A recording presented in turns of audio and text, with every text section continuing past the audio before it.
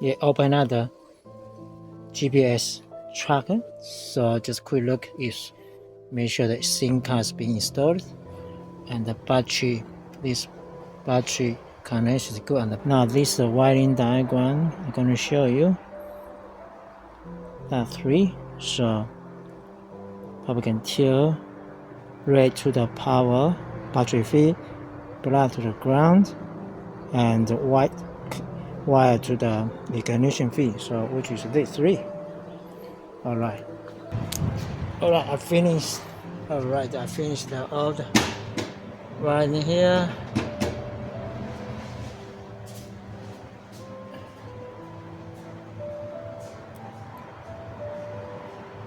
So a little bit of silicone there, so the things that stop moving.